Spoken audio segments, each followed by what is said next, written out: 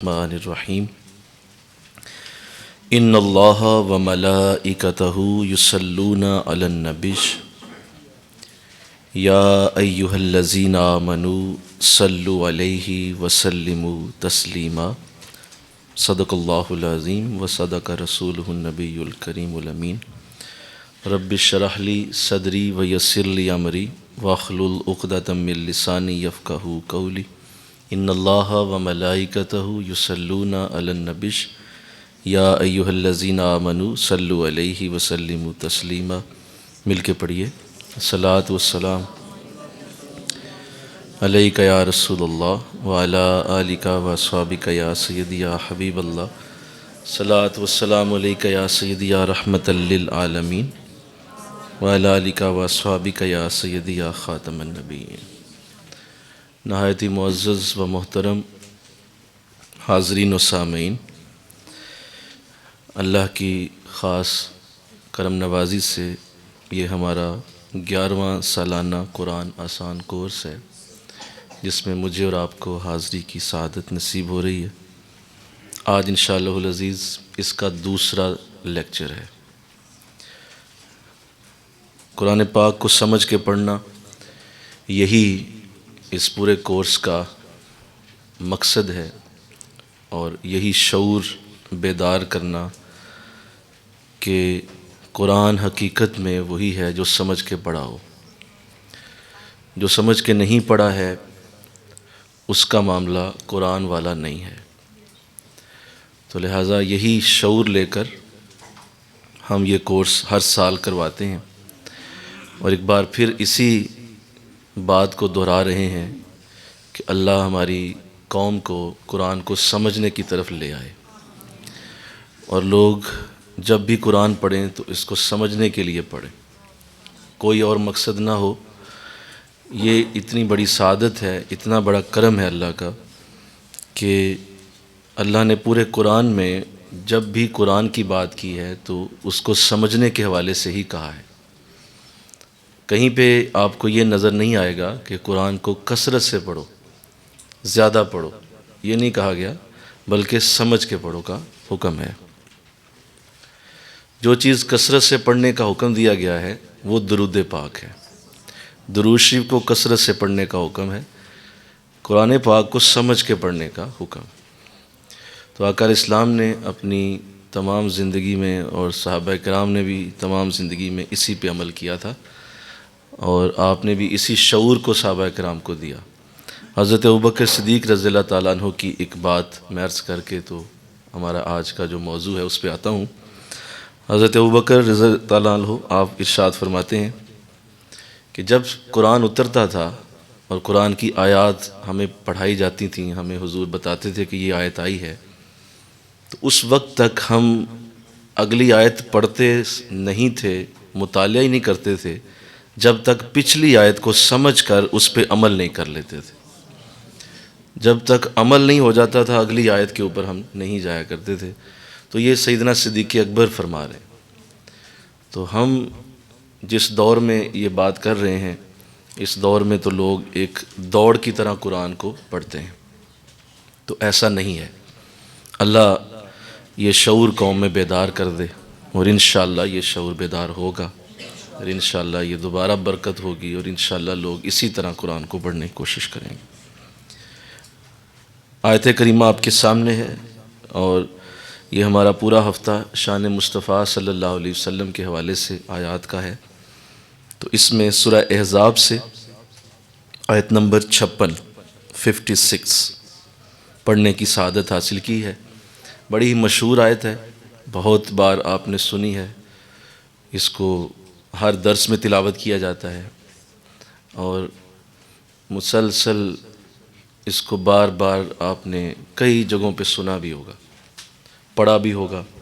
بڑی ہی مشہور آیت ہے، اور درود پاک کے حوالے سے یہ سند ہے جو اللہ نے قرآن میں درود پاک کی فضیلت و برکت کو بیان کیا، اس کے اوپر اس آیت کا نزول ہوا۔ ارشاد فرمایا، ان اللہ و ملائکتہ، بے شک اللہ اور اس کے فرشتے، یصلون علی النبی، درود بھیجتے ہیں نبی پر۔ ایک حصہ اس آیت کا یہاں تک مکمل ہو جاتا ہے۔ دوسرا حصہ آیت کا، یا ایھا الذین آمنوا، اے ایمان والو، صلو علیہ، تم بھی ان پر درود پڑھو، وسلموا تسلیما، اور بڑے ادب اور محبت سے سلام عرض کیا کرو۔ دو حصے ہیں اس آیت کے، پوری توجہ سے سماعت کیجیے۔ پہلے تو اللہ نے انا کا لفظ لگایا بے شک، کہ کوئی اس میں شک نہ کرے۔ اس کی وجہ یہ ہے کہ اللہ تمام کاموں سے بے نیاز ہے، وہ کوئی بھی کام خود نہیں کرتا ہے، بلکہ اس نے فرشتوں کی ڈیوٹیاں لگائیں۔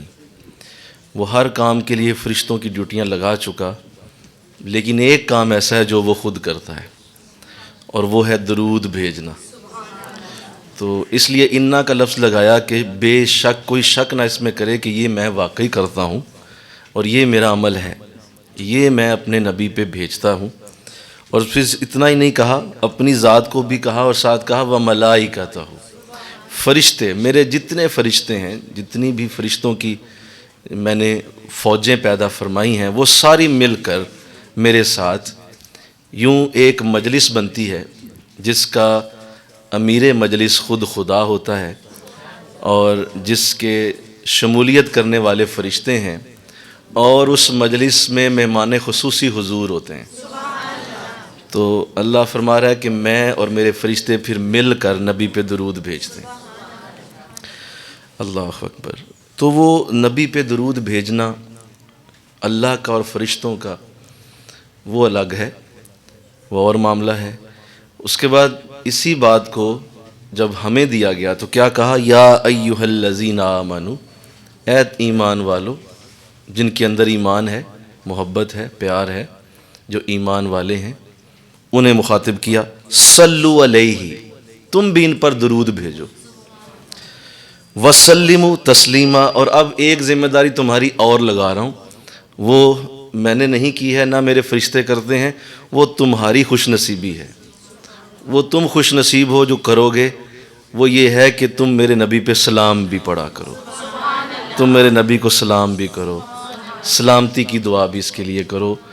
میں درود بھیجوں گا، تم درود اور سلام دونوں بھیجو۔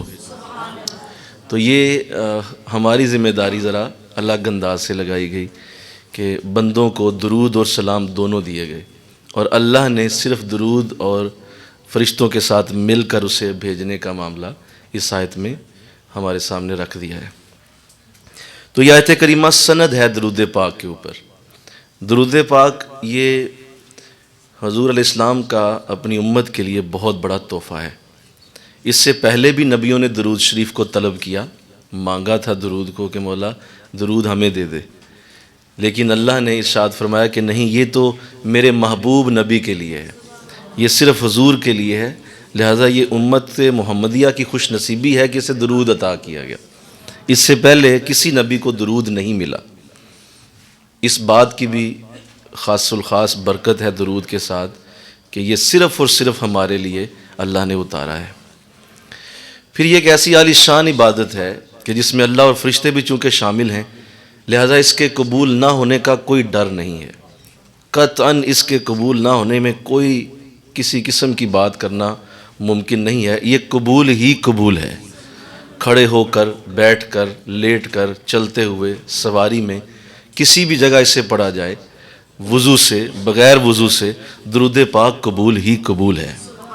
کسی صورت بھی اسے رد نہیں کیا جاتا، اس لیے کہ اللہ اور فرشتے خود اس کو پیش کرتے ہیں، بیچتے ہیں۔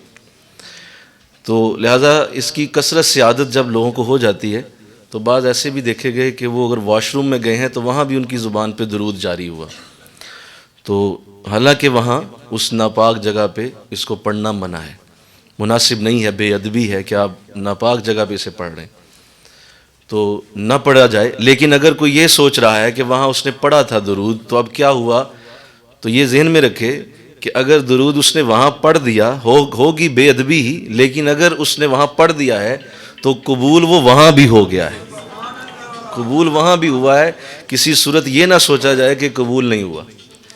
تو اس لیے قبولیت میں کوئی شک بولیے نہیں ہے۔ تو کیوں نہ ایسی عبادت کی جائے جس کے قبول ہونے میں کوئی شک ہی نہیں، کہ وہ ہر صورت اللہ نے لے لینا ہے آپ سے، اور اس کو آپ کے نامہ اعمال میں برکت بنا کے ڈال دیا جائے گا، وہ کبھی بھی رد نہیں ہوگا۔ اللہ تو لہذا درود پاک کے حوالے سے آقا علیہ السلام کی بہت ساری حدیثیں ہیں، میں چاہتا ہوں کہ ہم ان کو ایک ایک کر کے سمجھ لیں۔ آپ ظاہر قرآن کے طالب علم ہیں، آپ درود کی آیت پڑھ رہے ہیں، تب اس میں حضور کی حدیثوں کو دیکھیے کہ آقا نے کس طرح سے اپنے درود کو بیان کیا ہے اور کس طرح سے حضور علیہ السلام نے درود کی طرف توجہ کروائی ہے۔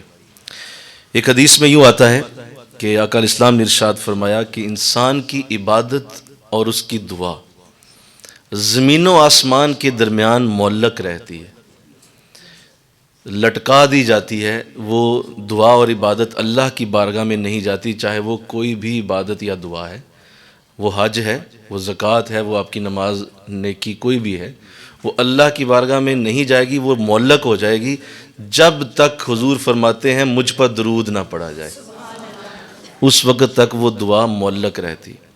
اور جب درود پاک پڑھا جاتا ہے تو اس دعا کو پر لگ جاتے ہیں اور وہ اللہ کی بارگاہ میں پہنچ جاتے ہیں۔ تو اس سے پتہ چلا کہ ہمارا تمام عبادت کا سلسلہ درود پڑھنے سے انٹر ہوگا اللہ کی بارگاہ میں۔ اللہ پھر ارشاد فرمایا اللہ اس دعا کو رد نہیں کرتا جس کے آگے اور پیچھے درود پڑھا گیا ہو۔ دعا درمیان میں ہے، آگے اور پیچھے درود ہے، تو فرمایا اللہ اسے رد نہیں کرتا، کیونکہ پہلا قبول ہے آخر بھی قبول ہے۔ تو یہ اللہ کی رحمت گوارا نہیں کرتی کہ درمیان والی شے کو رد کیا جائے، تو درمیان والی دعا بھی قبول ہوگی۔ پھر ایک اور حدیث میں ارشاد فرمایا کہ جس نے میرے نام کے ساتھ درود لکھا، بعض اوقات ہم درود لکھتے ہیں نا، یا حضور کا نام کاغذ پہ لکھتے ہیں، کسی کاپی میں نوٹس پہ لکھا ہے، تو اب اس کے آگے آگ فرماتے ہیں کہ اسے چاہیے کہ میرے نام کے ساتھ درود بھی لکھے۔ اگر وہ درود لکھ دیتا ہے تو جب تک وہ درود اس پہ لکھا رہے گا، اس ورق پہ لکھا رہے گا، فرشتے اس کے لیے استغفار کرتے رہیں گے، اس کے لیے استغفار پڑھی جاتی رہے گی، فرشتے کرتے رہیں گے۔ تو لہذا حضور کے نام کے ساتھ پورا درود پاک لکھنا یہ اپنی عادت بنایا جائے انشاءاللہ کہو۔ ایک اور حدیث میں آتا ہے آقا علیہ السلام نے ارشاد فرمایا قیامت کے دن میرے سب سے زیادہ نزدیک وہ ہوگا جو مجھ پہ کثرت سے درود پڑھتا ہوگا۔ میری قربت میرے پاس آنے کے لیے قیامت کے دن اتنا بڑا جمع غفیر اور اتنا بڑا وہ میدان، اور اس میں کروڑوں اربوں لوگ، کہاں آقا علیہ السلام کی ذات کریمہ موجود ہے۔ تو فرمایا کہ میرے قریب اگر آنا چاہتے ہو تو کثرت سے مجھ پہ درود پڑھو، تمہیں میری قربت قیامت کے دن نصیب ہوگی۔ یہ حدیث سماعت کیجئے گا۔ ارشاد فرمایا حضرت ابوبکر صدیق رضی اللہ تعالیٰ عنہ اس کے راوی ہیں، اور آپ فرماتے ہیں جس طرح ٹھنڈا پانی آگ کو بجھا دیتا ہے، جس طرح ٹھنڈا پانی آگ کو بجھا دیتا ہے، درود شریف اس سے بھی جلدی گناہوں کو مٹا دیتا ہے۔ تمہارے گناہ جو ہیں وہ اس آگ سے بھی جلدی بجھیں گے جس کو ٹھنڈا پانی بجھائے۔ درود شریف گناہوں کو یوں مٹا دیتا ہے۔ اللہ پھر ارشاد فرمایا، یہ حدیث بڑی مجھے یاد رہی اور اس حدیث کی وجہ سے بڑی برکت پائی ہے، اللہ آپ کو بھی دے۔ ارشاد فرمایا جو مجھ پر درود پڑھنا بھول گیا اور اسے یاد نہ رہا، اور وہ میری ذات کے درود سے غافل ہے، غفلت میں ہے، بھولا ہوا ہے، درود نہیں پڑھتا، فرمایا جو مجھ پر درود پڑھنا بھول گیا وہ جنت کا راستہ بھول گیا، وہ جنت کے راستے سے الگ ہو گیا، ڈیویٹ ہو گیا ہے، اس کی جنت کے راستے کی ٹرین اتر گئی ہے۔ آپ دیکھیے کہ ہماری نیکی، عبادت، نماز، روزہ جتنی بھی ہے وہ سب ہم جنت کے لیے کر رہے ہیں۔ ہم جتنی بھی نیکیاں کر رہے ہیں، اپنے بچوں کی تربیت کر رہے ہیں، انہیں پال رہے ہیں، رزق حلال کما رہے ہیں، ہم دن رات کوشش کرتے ہیں گناہوں سے بھی بچیں، ہم دن رات اپنے آپ کو بہتر کرنے کی کوشش میں لگے ہوئے ہیں، اور نمازوں کے اوقات میں نماز کی بھی سعادت رہتی ہے، قرآن کی سعادت بھی رہتی ہے۔ تو یہ سارا کچھ اگر موجود ہے تو حضور فرما رہے ہیں کوئی ضمانت نہیں کہ تم جنت کے راستے پہ ہو، یہ کوئی ضمانت نہیں ہے کہ حالانکہ یہ ساری نیکیاں ایک شخص کر رہا ہے، اس نے پورا اپنا دامن بچایا ہوا ہے گناہوں سے، نیکیوں کے ساتھ اس کا دامن بھرا ہوا ہے، دن رات وہ اچھائیوں میں اپنی کوشش میں لگا ہے، لیکن حضور فرما رہے ہیں کہ یہ کوئی ضمانت نہیں کہ تم جنت کے راستے پر ہو۔ جنت کا راستہ اس وقت ملے گا جب تم مجھ پہ درود پڑھنا شروع کر دو۔ اللہ، اسی حدیث کو ذرا الٹ کر دیں تو آپ کو اس حدیث کی بالکل صحیح سمجھ آئے گی۔ فرمایا کہ جو جنت کا راستہ بھولا وہ درود نہ پڑھنے سے بھولا، تو جس کو درود یاد رہا وہ جنت کے راستے پر رہا، اصل میں وہ جنت کے راستے پہ چل رہا ہے۔ اللہ توفیق دے، آمین کہو۔ حضرت علی رضی اللہ تعالیٰ عنہ کی بڑی خوبصورت بات ہے، اور آپ کا انداز جدا ہے درود شریف کے حوالے سے۔ ظاہر ہے سارے صحابہ درود پاک سے بڑی محبت کرتے تھے، اور درود پاک کا وظیفہ ان کا بہت ہی مغروب وظیفہ تھا۔ قرآن پاک کے بعد، قرآن کی تلاوت کے بعد سب سے زیادہ جو وظائف میں سب سے بہتر تھا وہ درود شریف۔ تو حضرت علی رضی اللہ تعالیٰ عنہ نے ارشاد فرمایا اللہ کی قسم، پہلے قسم اٹھائی، اللہ کی قسم، تکبیر، تحلیل، تسبیح اور تحمید، یہ چار چیزیں۔ تکبیر اللہ اکبر کو کہتے ہیں، تسبیح سبحان اللہ کو کہتے ہیں، تحلیل لا الہ الا اللہ کو کہتے ہیں، اور تحمید الحمدللہ کہنے کو کہتے ہیں۔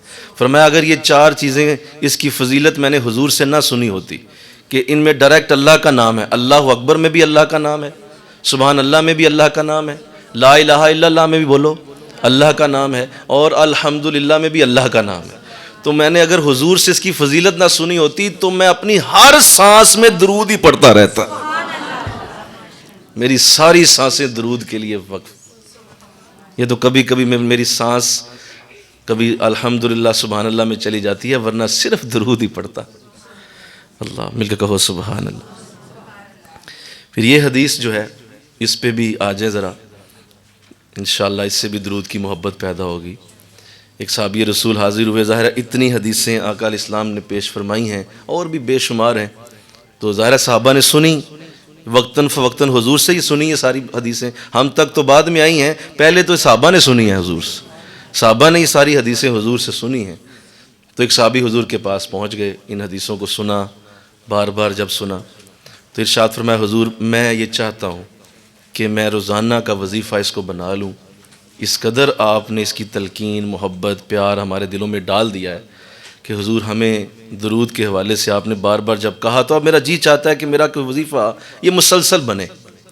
تو حضور میں نے بڑی احتیاط سے اپنے سارے وقت کو، جتنا میرا عبادت کا وقت ہے، اسے میں نے 4 حصوں میں تقسیم کیا ہے، اور میں نے اس میں سے ایک حصہ درود پاک کے لیے وقف کر دیا ہے۔ 3 حصے میری اپنی عبادت اور دعا ہے، ایک حصہ میں درود پڑھتا ہوں، یہ نوٹ کر لیں۔ 3 حصے عبادت اور دعا بولیے، اور ایک حصہ درود۔ تو حضور کافی ہو گیا، کیا اس سے گزارا ہو جائے گا؟ فرمایا ہاں صحابی گزارا ضرور ہوگا، لیکن اگر تو زیادہ کر لے تو تیرے لیے بہتر ہے، تیرے لیے بہت خیر کی بات ہوگی، زیادہ کر لے، درود بڑھا لے۔ فرمایا جی حضور۔ کچھ دنوں بعد وہ پھر آئے اور ارشاد فرمایا آقا اب میری حالت کچھ یوں ہے کہ جب میں نے درود پڑھنا شروع کیا ہے تو مجھے لگ رہا ہے کہ مجھے زیادہ کرنا چاہیے، تو میں نے 2 حصے اب اپنی عبادت کو درود کے ساتھ جوڑ دیا ہے، اور 2 حصے میں اپنی دعا کرتا ہوں، آدھا آدھا وقت ہو گیا ہے۔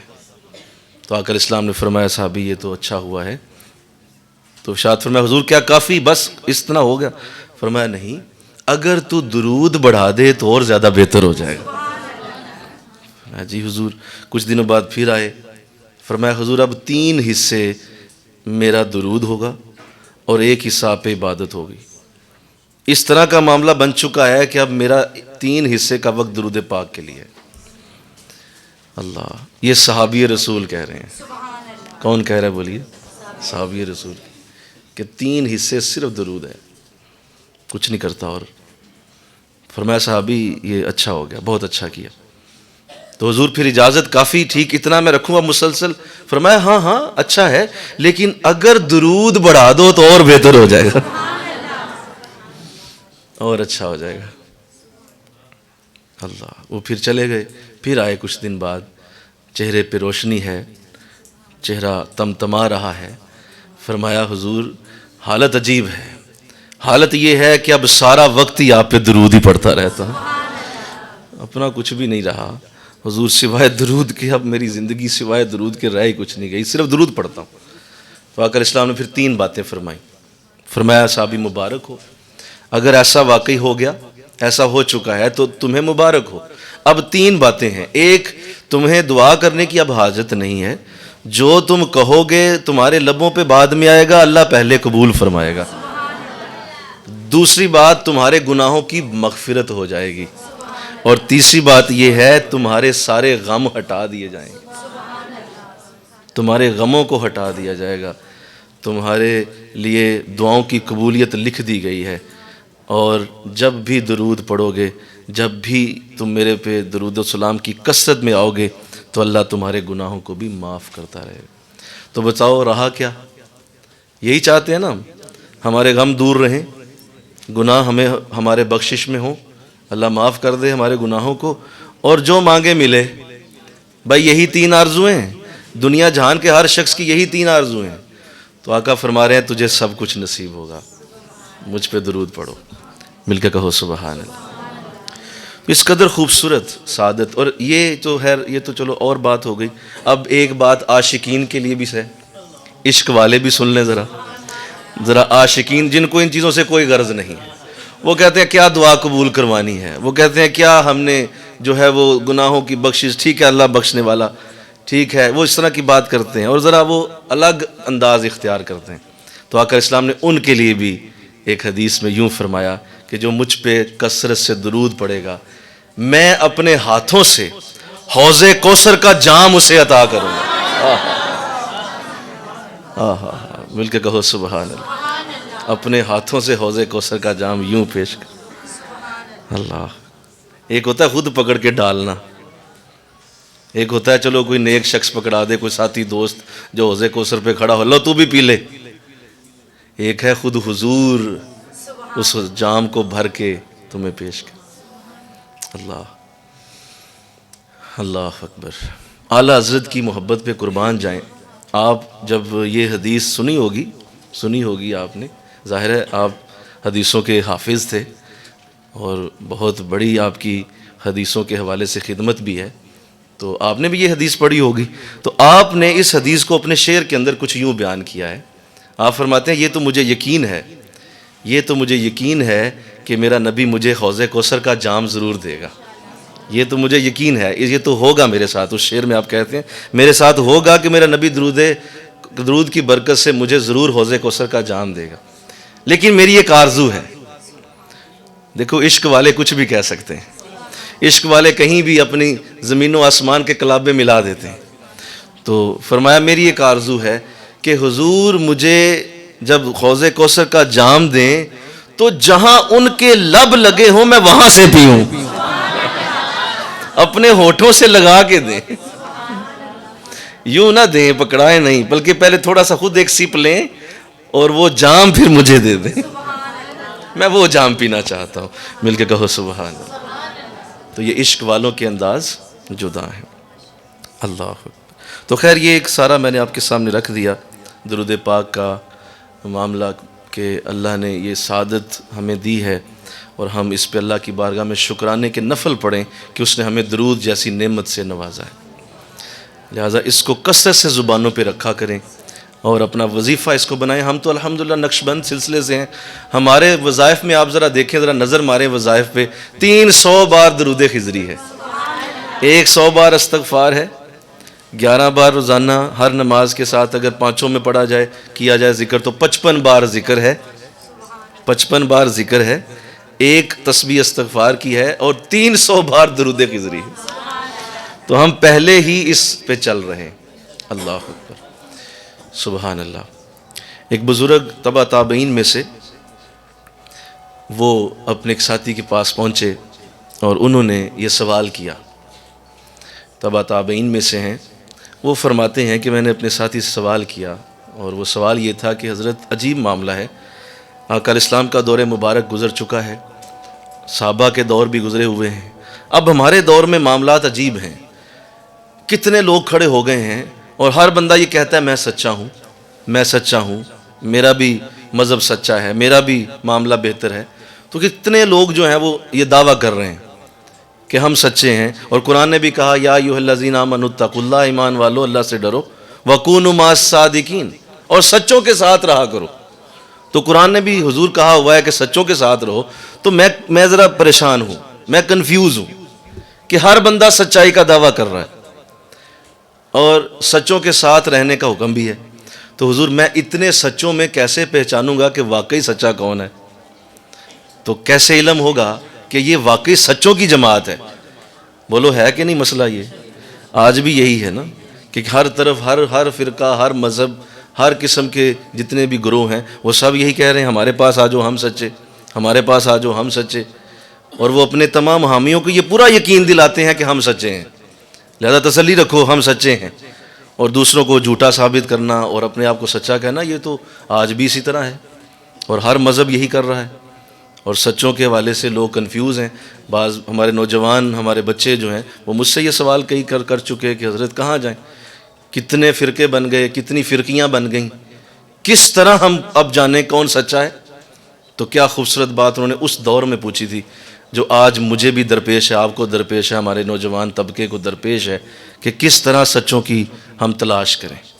تو انہوں نے بڑا اچھا جواب دیا، انہوں نے کہا بھائی تو نے جو سوال کیا ہے آ میں تجھے اس کا حل بتا دوں۔ حل یہ ہے کہ جو تمہیں کثرت سے نبی پہ درود پڑھتا نظر آئے وہ سچوں کی جماعت، وہ سچے ہیں بس، جو کثرت سے مل کے نبی پہ درود پڑھتے رہتے۔ یہ ہو نہیں سکتا کہ درود پڑھنے والے گمراہ ہوں، لہذا تم جاؤ ان میں بیٹھو کہیں جا کے اور ان کے حالات دیکھو، ان کے اندر بیٹھ کر ان کی مجالس میں کچھ وقت گزارو، اگر وہ درود پاک پڑھتے نظر آئیں تو بیٹھے رہو، اور درود کی محبت ان کے دل میں ہے، درود کا پیار دل میں ہے تو بیٹھے رہنا، ورنہ اٹھ جانا۔ وہ لوگ سچے نہیں ہیں۔ اللہ، اور کسی بزرگ نے کیا خوبصورت بات کہی تھی، انہوں نے کہا تھا کہ اصل عالم وہ ہوتا ہے جس کے ایک ہاتھ میں شریعت کا جام تو دوسرے میں محبت مصطفیٰ کا جام ہو، دونوں ہاتھوں میں یوں اس کے ہاتھ مصروف ہوں کہ ایک ہاتھ سے وہ شریعت کے جام پلائے لوگوں کو، نماز کی باتیں کرے، نیکی کی باتیں کرے، روزے کی باتیں کرے، اچھائیوں کو پھیلائے، نیکیوں کا لوگوں کو رسیہ اور شوقین بنائے، لوگوں کو نیکی کی طرف کھینچ لے، اور دوسری طرف جب وہ پاس آ جائیں تو سب سے پہلے ان کے اندر محبت مصطفیٰ ڈال دے، درود کا پیار ڈال دے، وہ اصل عالم ہے۔ اور اگر ایک ہی طرف ہے تو پھر نہیں۔ اللہ تو اللہ تعالیٰ توفیق دے ہمیں، جو سعادت نصیب ہوئی ہے جس گروہ میں ہم ہیں، یہ سوائے اللہ کی رحمت کے اور کچھ نہیں ہے، جس کا اوڑھنا بچھونا ہی درود ہے، جس کا اوڑھنا بچھونا ہی درود پاک ہے، اور درود پاک کی کثرت ہے، اور ہمارا وظیفہ جب تک رات سوتے نہیں اس وقت تک درود پاک کے بغیر سو نہیں سکتے۔ اللہ، دیکھو نا جب انسان رات کو دروشی پڑھ کے سوتا ہے، یہ بات بڑی قابل غور ہے، سنیے، جب آپ رات کا آخری وقت جو آپ کا سونے سے پہلے ہے اس پہ آپ درود سے وہ وقت ختم کرتے ہیں، اور آپ سونے سے پہلے جو آخری عمل کر رہے ہیں وہ درود پاک ہے، جو کہ قبول ہی قبول ہے، بولو قبول تو وہ ہو رہا ہے۔ تو جو ہی آپ نے پڑھا تو اب آپ کا وہ درود جو ہے وہ آپ کے خواب کے اندر اثر انداز ہوگا۔ جو آپ آخری عمل کرتے ہیں، سائنس بھی کہہ چکی ہے، تحقیق بھی کر چکے ہیں لوگ، کہ جو آپ آخری عمل سونے سے پہلے کرتے ہیں وہ آپ کا خواب بنتا ہے، وہ آپ کا خواب ہوتا ہے، اور وہ خواب کے اندر وہ عمل آپ دیکھیں گے۔ اگر آپ پریشانی میں سوئے ہیں، ٹینشن میں سوئے ہیں، اور آپ نے کوئی نیگیٹو چیز دیکھی ہے تو وہ آپ کے خواب کے اندر اسی طرح قتل و غارت، اسی طرح ٹینشنیں، اور خواب میں بھی آپ بے چین، اور خواب میں بھی دوڑ لگی ہے، خواب میں بھی آپ اسی طرح کا خون اسی طرح کا دیکھیں گے۔ کیوں؟ آپ کا آخری عمل جو تھا وہ نیگیٹو تھا، اس نیگیٹو نے اپنے خواب کو، اسی خواب کو چینج کر دیا جو آپ دیکھ رہے ہیں۔ اور وہ جو خواب آپ رات دیکھتے ہیں، سنو، وہ جو خواب آپ رات دیکھتے ہیں وہ آپ کا اگلا دن طے کرتا ہے، آپ کے اگلے دن کا جو موڈ ہے وہ اس خواب کے اوپر ہوتا ہے۔ آپ اپنا اندازہ کر لیں، جس رات آپ اچھا خواب دیکھتے ہیں اگلے دن موڈ کیسا ہوتا ہے، بڑا خوشگوار، صبح اٹھتے ہی ایک بشاشت، ایک تازگی، ایک دل کے اندر فرحت کا احساس ہے، بڑا اچھا خواب آیا ہے، بڑی اچھی بات دیکھی ہے، تو وہ سارا دن اس موڈ کے ساتھ آپ کا گزرتا ہے، سارا دن آپ اس موڈ میں رہتے ہیں، اور اگر آپ برا خواب دیکھتے ہیں تو اٹھتے ہی آپ کے چہرے کے اوپر اندر آپ کا پورا دن گزرنے والا ہے، اب تیار ہو جائیں، اب پورا دن ایسے ہی رہے گا.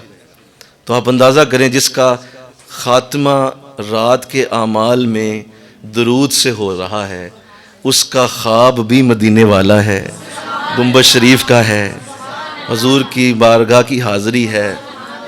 اور اس قدر برکت کہ دیکھو، میں ایک بات کہہ دوں جو اس میں نے ابھی چھوڑ دی تھی، تاکہ میں یہ حدیث آخر میں پیش کروں گا، آپ نوٹ کریں اس کو بھی. آقا الاسلام نے ارشاد فرمایا، جمعے کا درود میں خود اپنے کانوں سے سنتا ہوں. یہ چھوٹی بات نہیں ہے، پی ایچ ڈی ہو سکتی ہے ایسے ایک جملے پہ، بہت بڑی بات ہے.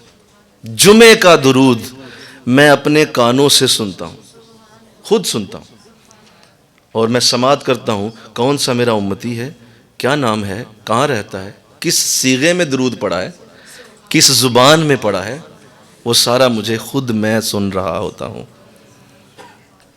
یار یہ چھوٹی بات کہ ابھی میں ایک درود اگر پڑھتا ہوں تو میرا نبی ڈائریکٹ اسے سنے. اور فرمایا جو عام دنوں کا درود ہے وہ مجھے فرشتے پہنچاتے ہیں، فرشتے پہنچا دیتے ہیں، نام دیا جاتا ہے، اس کے گھر کا ایڈریس بتایا جاتا ہے، اور بتایا جاتا ہے فلاں شخص نے پڑھا ہے، اس سیغوں میں پڑھا، تو وہ فرشتے مجھے پیش کر دیتے ہیں. اب دیکھیں، جب آپ رات کا آخری عمل درود پڑھ کے سو رہے ہیں تو اس کا مطلب بارگاہ رسالت میں ڈائریکٹ یا انڈائریکٹ حاضری ضرور ہو گئی ہے. بولو ہوئی ہے کہ نہیں ہوئی ہے؟ رسالت باب کے بارگاہ میں حاضری ہوئی ہے، بے شک ڈائریکٹ ہوئی ہے یا انڈائریکٹ ہوئی ہے. تو اب آپ جب سوئے ہیں تو کہاں تھے آپ؟ بولو. جب آپ سوئے تھے تو آپ دربار رسالت میں تھے، اور آپ سو گئے تو پھر وہیں پہ اٹھیں گے نا، پھر ساری رات وہیں پہ آپ کا وقت گزر رہا ہوگا نا، اور اسی جگہ پہ آپ کی رات گزرے گی پھر. اور اگر محبت سے پڑھا ہوگا، پیار سے پڑھا ہوگا، تو رات میں حضور سے بات بھی ہو جائے گی، آقا کی زیارت بھی ہو جائے گی. لہذا زیارت رسول کے لیے یہ مجرب ترین طریقہ ہے، رات کا درود. یہ بہت بہترین طریقہ ہے حضور کی زیارت کرنے کے لیے، کیونکہ دربار رسالت میں ڈائریکٹ یا انڈائریکٹ حاضری درود سے ہوئی ہے. اور اس کے بعد دیکھیے، جب وہ درود خواب بنا ہے تو جیسے میں نے ابھی کہا، وہ خواب جو ہے وہ آپ کا اگلا دن طے کرتا ہے. اور جب آپ خواب اچھے سے اگلے دن میں پہنچے ہیں تو آپ کا دن بھی اچھا گزرا ہے. اگلی رات پھر درود پہ اختتام ہوا، پھر خواب اچھا ہوا ہے، پھر اگلا دن اچھا گزرا ہے، اور یوں ساری زندگی ہی دربار رسالت میں ہی گزر گئی ہے. اگر سمجھے ہو تو بڑی بات ہے، ساری زندگی ہی دربار رسالت کے اندر گزر. اللہ اکبر. تو آؤ درود پڑھو، انشاءاللہ کہو، آؤ درود پڑھو، آؤ درود پڑھو، پڑھو درود بے شمار پڑھو، پڑھو درود بے شمار پڑھو، یہی وظیفہ ہے ہر مشکل کے حل کے لیے. پڑھو درود. قرآن کی تلاوت کر لو تھوڑی سی، جتنا اللہ نے کہا 2-4 آیتیں پڑھ کے سمجھ لیا کرو اس کو، اور اس کے بعد درود پڑھتے رہا کرو. نمازیں فرض پڑھو، فرض ادا کرو، رمضان کے روزے آ جائیں رکھو، حج ہو گیا فرض تو کر کے آؤ بس، اور اس کے بعد درود ہی پڑھتے رہو. یہی لائف ہے، یہی زندگی ہے بس، اور کچھ بھی نہیں ہے. زیادہ لمبی بات نہ کرو، فلاں پڑھنا ہے، فلاں پڑھنا ہے، فلاں پڑھنا. میں اپنے حضرت کی خدمت میں حاضر تھا تو آپ نے بڑی اچھی بات ایک دن فرمائی تھی. اللہ ہمارے شیخ پہ کروڑ رحمت نازل فرمائے. یہ ساری انہی کی برکت ہے، یہ سارا انہی کا دیا فیض ہے. تو آپ نے بڑی اچھی ایک بات کہی تھی. آپ نے کہا تھا مجھے آج بھی حیرانی ہوتی ہے کہ ہمارے بچے پھر آ کے مجھ سے وظیفے مانگتے ہیں کہ بھائی حضرت نے تمہیں جو دے دیا ہے درود پاک سے بڑا کون سا وظیفہ ہو سکتا ہے؟ تمہاری دنیا اور آخرت قبر ہر شے اس کے اندر ہے، تمہیں کسی سے پوچھنے کی ضرورت نہیں. درود شریف پڑھو، پیچھے ہمارا فیض اور برکت پہلے ہی موجود ہے. اللہ. لہذا درود پاک سے ایک بہت بڑا فائدہ ہوتا ہے. ایک تو میں نے ابھی یہ عرض کر دیا کہ آپ ساری زندگی دربار رسالت میں رہتے ہیں. یہ بات سمجھ آ گئی ہے؟ سمجھ آئی ہے؟ دوسری بات جو درود پاک کا بہت بڑا فائدہ ہے، ثواب عذاب اس کو چھوڑیں ذرا، وہ بات کی باتیں ہیں. درود پاک کا ایک بہت بڑا فائدہ یہ ہے کہ یہ آپ کا لہجہ میٹھا کر دیتا ہے. میں نے کیا کہا جی؟ یہ آپ کے لہجے کے اندر مٹھاس پیدا کرتا ہے، اور آپ کا لہجہ جو ہے یہ کاؤنٹ کرتا ہے آپ کی لائف میں 100%، بہت زیادہ کاؤنٹ کرتا ہے. آپ جب بات کر رہے ہوتے ہیں نا تو آپ کے لفظ نہیں اثر کرتے، لہجہ اثر کرتا ہے. لفظ تو کوئی بھی بول سکتا ہے، یہ الفاظ ہے نا، اردو ہے، پنجابی ہے، کچھ بھی ہے، اس کے پیچھے جو لہجہ آ رہا ہے نا اس کا ایفیکٹ ہے. آپ جہاں بھی بات کریں گے، کسی دوست سے، عزیز سے، گھر سے، بچوں سے، بیوی سے، آپ کے لہجے کی تاثیر اگلے پہ پڑتی ہے. اور سیدنا صدیق اکبر رضی اللہ تعالیٰ عنہ اور سیدنا فاروق اعظم رضی اللہ تعالیٰ عنہ، یہ دونوں اشخاص جب حضور کی بارگاہ میں بیٹھتے تھے تو جب آقا علیہ السلام گفتگو کرتے تھے تو حضرت ابوبکر صدیق رضی اللہ تعالیٰ عنہ نے ارشاد فرمایا، آپ فرماتے ہیں کہ میں حضور کے لہجے سے سیکھ لیتا تھا، لفظ نہیں مجھے سکھاتے تھے، میں حضور کا لہجہ کیچ کر جاتا تھا. اور حضور جو اندر سے کہنا چاہ رہے ہوتے تھے وہ اس لہجے کے اندر ہوتا ہے. سنو نا، اشارہ لہجے کے اندر ہوتا ہے. یہ جو لفظ ہوتے ہیں یہ تو اوپر سے بس ایک بات ہوتی ہے، لہجہ بتاتا ہے تم چاہتے کیا ہو. تو جب کوئی درود شریف زیادہ پڑھے گا تو اس کا لہجہ میٹھا ہو جاتا ہے، لہٰذا وہ میٹھا لہجہ اب اسے دنیا کی ہر جگہ پہ کامیاب کرے گا. وہ کسی بھی جگہ بات کرے، لوگ اس کی بات کو ٹال نہیں پائیں گے، لوگ اس کی بات کو ڈینائی نہیں کر پائیں گے. وہ جو گفتگو کرے گا، ہلکا سا اشارہ بھی کرے گا، وہ بات لوگوں کے دلوں میں تیر ہو جائے گی، گھس جائے گی دو لوگوں کے دلوں. تم اپنے بچے کو ٹھیک کرنا چاہتے ہو، اپنی بیوی کو جو ہے وہ بہتر لانا چاہتے ہو راستے پہ، اپنے عزیزوں کو لانا چاہتے ہو، دوستوں، ارے اپنی باتوں سے نہ لاؤ، لہجے سے لاؤ. اور لہجہ درود شریف سے میٹھا ہوتا ہے، مٹھاس پیدا ہوتی. علامہ اقبال رحمۃ اللہ علیہ سے کسی نے پوچھا تھا کہ حضور آپ کے شعروں میں یہ مٹھاس کہاں سے آئی ہے؟ آپ کے یہ جو شعر ہیں یہ بڑے ہی میٹھے ہیں. اور مرزا غالب بھی تو ہے، ایک پورا دیوان لکھا ہے اور گاڈ آف پوئٹری کہلاتا ہے. اس کو اتنی شہرت نہیں ملی، اس کا معاملہ اتنا بڑا نہیں ہوا. آپ کا معاملہ اتنا بڑا ہے کہ آپ نوجوانوں کے ہیرو ہیں، اور ہر شخص آپ کے شعروں کو پڑھ کے تو اس کے اندر انقلاب پیدا ہو جاتا ہے. ایسا کیا ہے آپ کے شعروں میں اتنی مٹھاس کہاں سے آئی ہے؟ یہ کی محمد سے وفا تو نے کہاں سے آیا ہے؟ یہ کدھر سے آپ نے لکھ لیا ہے کہ محمد کی محبت دین حق کی شرط اول ہے؟ یہ کہاں سے آیا ہے؟ تو آپ نے فرمایا میں نے اپنے نبی پر 1 کروڑ مرتبہ درود شریف پڑھا ہوا ہے. 1 کروڑ بار درود شریف پڑھنے کی سعادت مجھے حاصل ہے، اور اس کروڑ درود نے مجھے میٹھا کر دیا. کرو گے انشاءاللہ؟ درود شریف سے لہجہ میٹھا ہو جاتا. اللہ، میرے حضرت ایک بار عرض کی میں نے ان سے، میں نے عرض کیا، میں نے کہا حضور آپ درود شریف کے حوالے سے ہمیں کہتے رہتے ہیں، تو سعادت حاصل ہے اس بات کی کہ آپ کثرت سے درود شریف کا اللہ نے توفیق کا معاملہ دیا ہے. تو میں چاہتا ہوں کہ آپ مجھے صرف اتنا بتا دیں، کیسے علامت تھوڑی سی ہوگی ذہن میں تو مجھے اور بہتر ہو جائے گا کہ کس طرح مجھے علم ہوگا کہ اب میں درود کی اس سٹیج پہ آ گیا ہوں جو مطلوب ہے. ٹھیک ہے کہ اس سے جو برکتیں پیدا ہوتی ہیں وہ بھی میرے علم میں ہیں، لیکن کچھ اور بھی، کوئی فزیکل علامت بتا دیجئے، کچھ اور بتائیے. تو مجھے یاد ہے، بڑی اچھی بات آپ نے کی اور وہ آج تک میرے ذہن میں ہے. اللہ کرے آپ کو بھی یاد رہے اور آپ اس کو اسی طرح لیں جس طرح میں نے لیا تھا کہ درود پاک کو کیسے پڑھنا چاہیے. تو آپ نے 3 باتیں فرمائیں. کتنی باتیں؟ 3 باتیں فرمائیں کہ یہ 3 چیزیں ہیں، ان کو یاد رکھ لو. اس طرح درود ہوگا تو ہی وہ اس کی برکت اس طرح ہوگی جس طرح اللہ اور اس کا رسول چاہتا ہے. پہلے بات یہ ہے کہ جب درود شریف پڑھو تو پورا دھیان لگاؤ، پورا دھیان لگاؤ کہ میں درود پڑھ رہا ہوں، اور جب جو ہی میرے منہ سے درود نکلا ہے تو اب میں حضور کے اتنے قریب ہو گیا ہوں کہ میں نے ان کے ماتھے کا بوسہ لے لیا ہے. میں نے بوسہ، ایک درود پہ 1 بوسہ ہے، چوما ہے میں نے ماتھے کو. ہاں ہاں، مل کے کہو سبحان. کیا تصور ہے اپنے نبی کا ماتھا چوم. ممکن اللہ کرے ہو جائے انشاءاللہ کہ ہمیں ایسی توفیق ملے کہ آقا علیہ السلام کے ساتھ اس طرح کی قربت ہو جائے کہ اللہ حقیقت میں ایسا بنا دے، حقیقت میں بنا دے. تو فرمایا اس طرح پڑھو درود کہ درود پڑھتے ہوئے جیسے ماتھے کو چوم لیا ہے.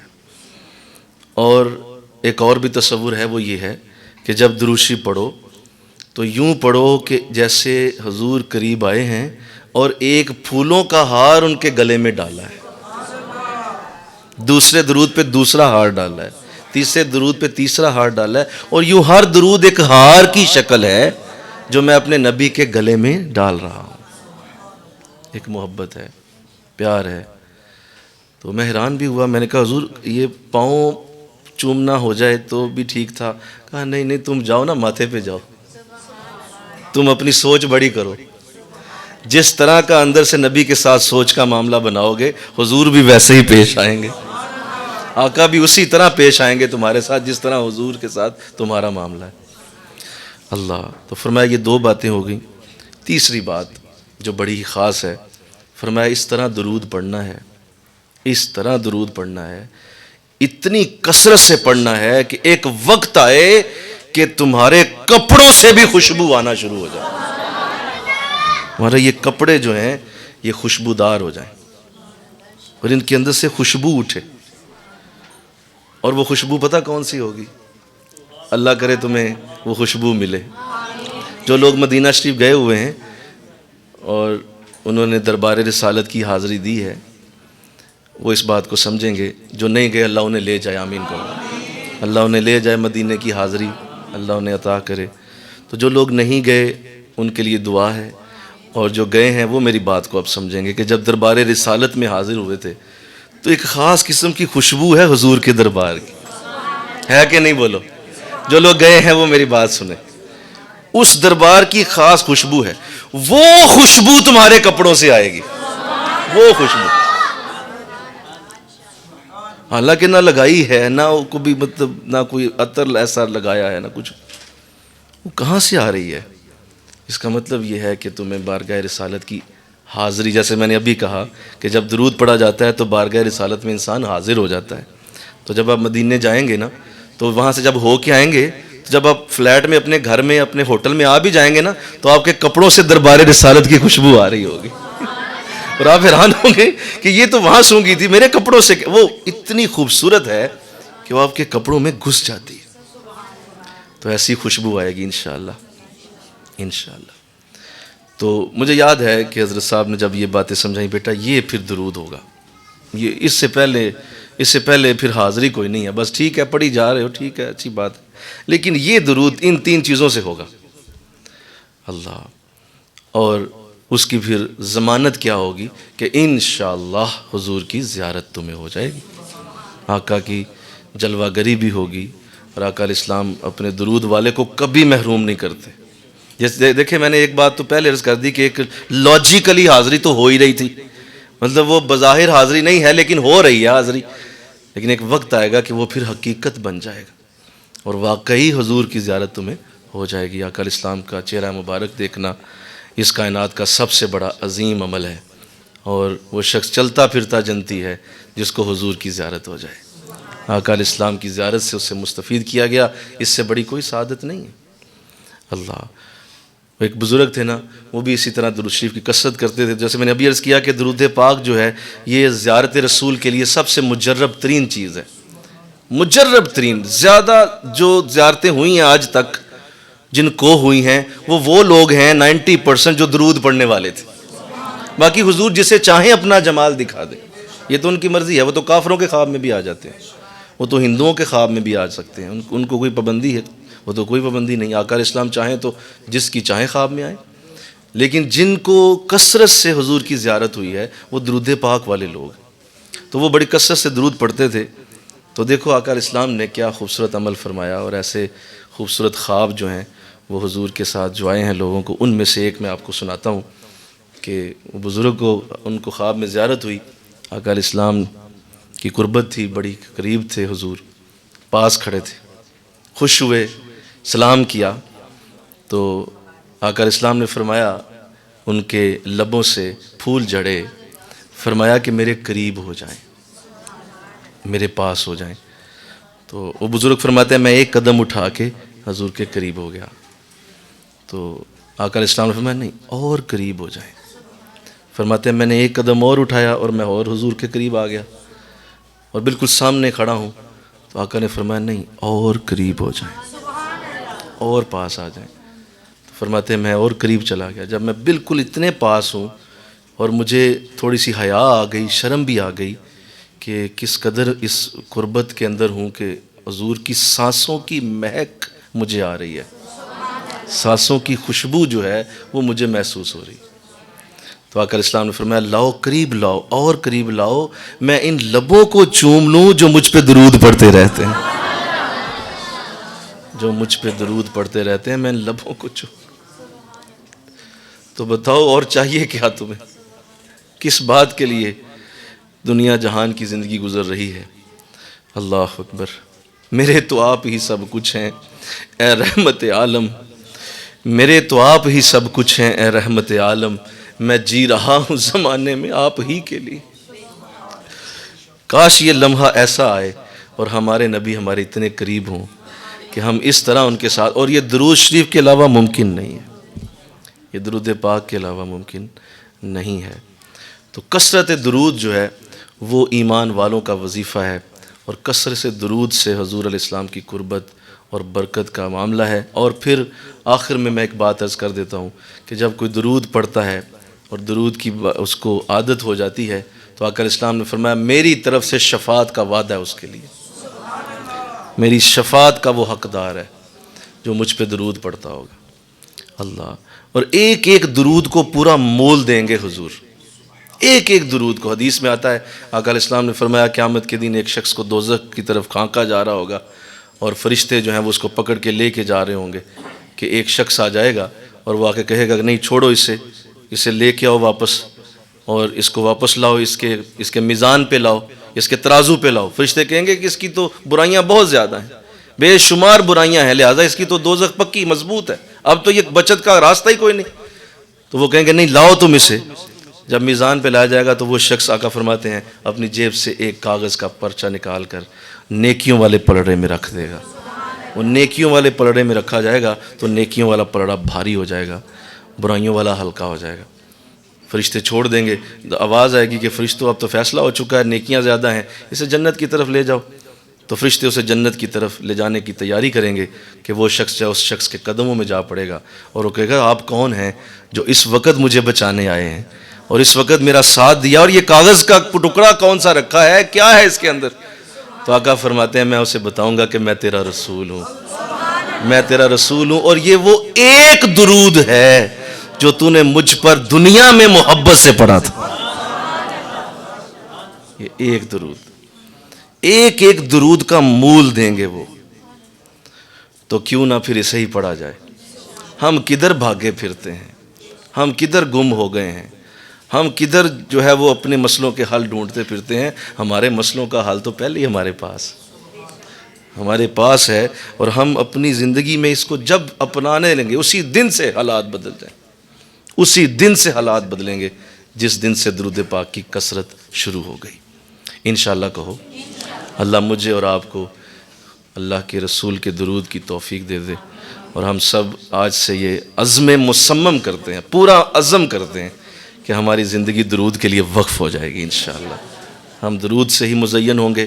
پڑھا پڑھایا بہت کچھ ہے، سمجھایا بہت کچھ ہے، اللہ کرے اب اس بات کو ماننے کی طرف ذہن مائل ہو، اور آیات حدیثیں بھی دیکھ لیں، اب اللہ ہمیں عمل کی توفیق عطا فرمائے۔ وما علینا الا البلاغ المبین۔ آمین۔